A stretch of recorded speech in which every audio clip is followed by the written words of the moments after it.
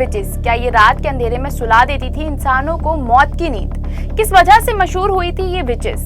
इन महिलाओं ने ऐसा क्या प्रपंच रचा कि आज भी इनके बारे में सोचकर रूह कांप जाती है? जानने के लिए बने रहे इस वीडियो के अंत तक। वैसे तो आपने अपने बचपन में ढेर सारी चुड़ैलों की कहानियां सुनी होंगी, जो कि अक्सर रात में बच्चों को जल्दी सुलाने के लिए घर के बड़े सुनाया करते थे, ताकि बच्चे डर के कारण जल्दी सो जाएं। लेकिन आज हम आपको इस वीडियो के जरिए बताएंगे कुछ ऐसी चुड़ैलों के बारे में जो कि बच्चों को नहीं बल्कि बड़े बड़े इंसानों को मौत की नींद सुला देती थी, जिनकी आहट से ही जर्मनी के लोगों के अंदर दहशत पैदा हो जाती थी।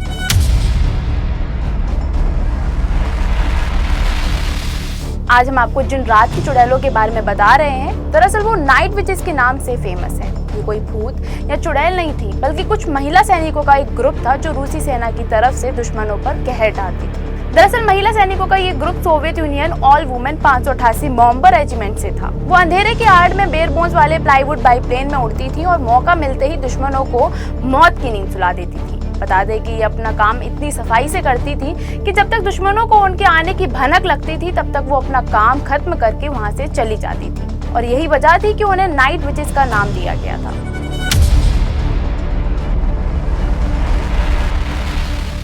इस रेजिमेंट का पहला मिशन 1942 में हुआ था।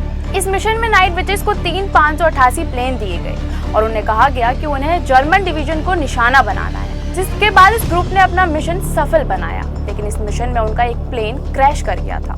कहा जाता है कि वर्ल्ड वॉर 2 के दौरान नाइट विचेस ने 2400 मिशन पूरे किए थे।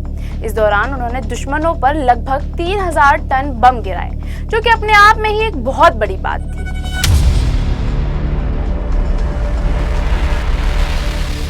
हालांकि इस दौरान उन्हें कई परेशानियों का भी सामना करना पड़ा था, जैसे कि उन्होंने हवा में गोलियों और ठंड का सामना किया, जबकि वो जमीन पर संदेह और सेक्सुअल हैरेसमेंट से जूझती रहीं। इसके अलावा बता दें कि नाजीज में उनसे इतना डर और नफरत थी कि कोई भी जर्मन एयरमैन जो उनमें से किसी को गिरा देता था, उसे स्वचालित रूप से कोवर्टेड आयरन क्रॉस मेडल से सम्मानित किया जाता था।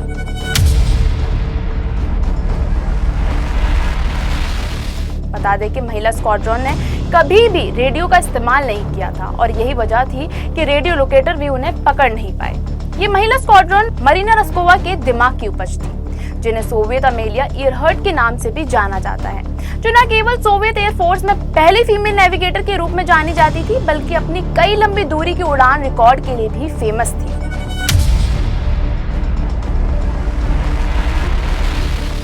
इतना ही नहीं, सेकेंड वर्ल्ड वॉर में शामिल होने के लिए उन्हें पूरे सोवियत यूनियन में महिलाओं से लेटर मिल रहे थे, जबकि उन्हें सपोर्ट रोल्स में पार्टिसिपेट करने की परमिशन दी गई थी। उनमें से कई ऐसी महिलाएं भी थी जो कि गनर और पायलट बनना चाहती थी, जो अपने दम पर उड़ान भरना चाहती थी। इसके अलावा कई लोगों ने अपने भाइयों और प्रियजनों को खो दिया था और अपने घरों और गांवों को तबाह होते देखा था, जिसके बाद मौका देखते ही रस्कोवा ने सोवियत तानाशाह जोसेफ स्टालिन से एक महिला लड़ाकू स्क्वाड्रन बनाने की परमिशन मांगी।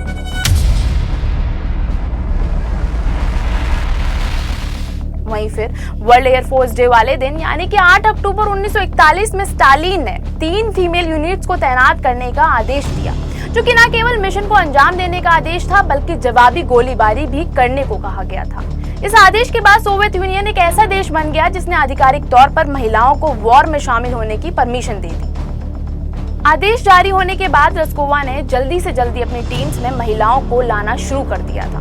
2000 से ज्यादा आई एप्लीकेशंस में से उन्होंने अपनी हर एक यूनिट के लिए लगभग 400 महिलाओं को चुना, जिनमें से ज्यादातर फीमेल स्टूडेंट्स थी, जिनकी उम्र लगभग 17 से 26 साल के बीच में थी। चुने गए लोगों को एक लर्निंग स्कूल में डाला गया, जहां उन्हें हाईली कंप्रेस एजुकेशन दी गई थी, ताकि जल्दी से वो उड़ान भरने की तकनीक को सीख सकें और अपने अंजाम को पूरा कर सकें। हर एक को पायलट, नेविगेटर, मेंटेनेंस और ग्राउंड क्रू के रूप में ट्रेन किया गया था। इन महिलाओं को इतनी टफ ट्रेनिंग दी गई थी कि अगर ये जमीन पर दुश्मन के हाथों कभी लग जाएं, तो अकेले 3 से 4 नाजी सैनिकों को मौत की नींद सुला देती थी।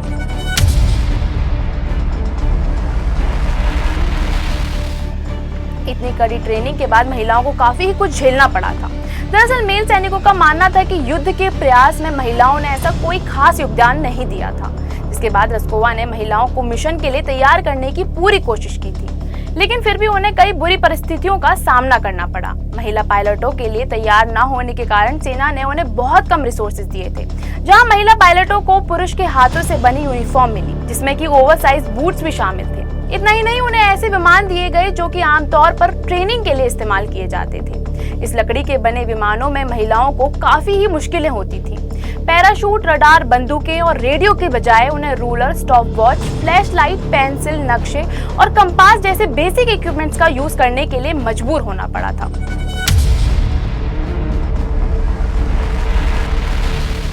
लेकिन पुराने प्लेन्स की कुछ खासियत भी थी, जिनकी मैक्सिमम स्पीड नाजी प्लेन की स्टॉल स्पीड से काफी ही स्लो थी।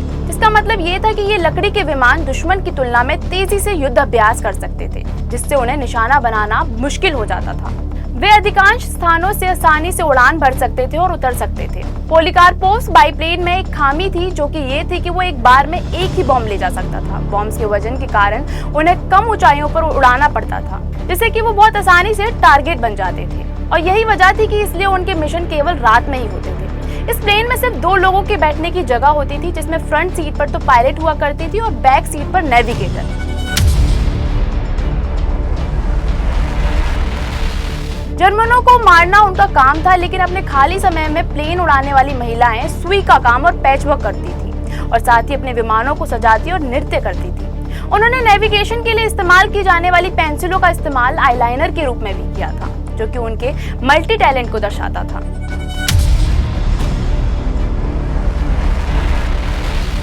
इसी के साथ ही बता दें कि इन महिलाओं की आखिरी उड़ान 4 मई 1945 को हुई थी, जिसके ठीक 3 दिन बाद ही जर्मनी ने ऑफिशियल तौर पर सरेंडर कर दिया था। महिलाओं की इस बेबाक हिम्मत को देखकर जर्मन्स के पास इन महिलाओं को लेकर 2 थ्योरीज थी। एक तो ये कि वो सभी महिलाएं अपराधी थी, जो कि चोरी चकारी करने में काफी ही माहिर थी, और दूसरी ये कि उन्हें स्पेशल इंजेक्शंस दिए गए थे, जिससे कि वो देर रात तक जाग सकें और अपने टारगेट को पूरा कर सकें।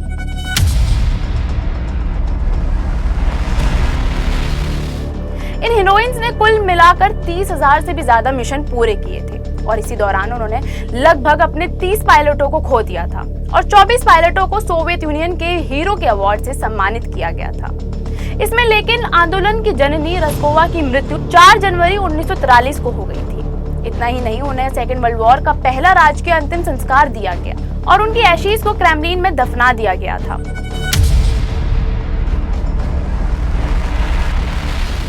वॉर के समय सोवियत वायुसेना में सबसे ज्यादा सम्मानित होने के बावजूद सेकेंड वर्ल्ड वॉर के खत्म होने के 6 महीने बाद नाइट विच रेजिमेंट को भंग कर दिया गया था और जब मॉस्को में बिग विक्ट्री डे परेड की बात आई तो उन्हें शामिल नहीं किया गया, क्योंकि ये तय किया गया था कि उनके विमान बहुत धीमे थे और इस तरह से उन्हें परेड में शामिल नहीं होने दिया गया। लेकिन अपने हुनर से जर्मन के होश उड़ाने वाली ये महिलाएं हीरोइन से कम नहीं थी, जिन्होंने असल जिंदगी में अपने कारनामों से इतिहास रच दिया और अपने साहस से जर्मन को सरेंडर होने पर मजबूर कर दिया था। तो इन चुड़ैलों की कहानी को जानने के बाद एक बात तो साफ होती है कि अगर महिलाएं चाहें तो वो क्या कुछ नहीं कर सकती। ये वो हैं जो हर किरदार को बखूबी निभाती हैं, चाहे वो होम मेकर बनना हो या फिर देश के लिए कुछ कर गुजरना हो। ये खुद को किसी से कम नहीं समझती और यही वजह है कि महिलाओं को देवी माँ के स्वरूप में देखा जाता है, जो हर मुश्किल का सामना डट कर सकती हैं। ऐसी ही और भी वीडियोस को देखने के लिए फॉलो और सब्सक्राइब करें इंस्टा फीड को।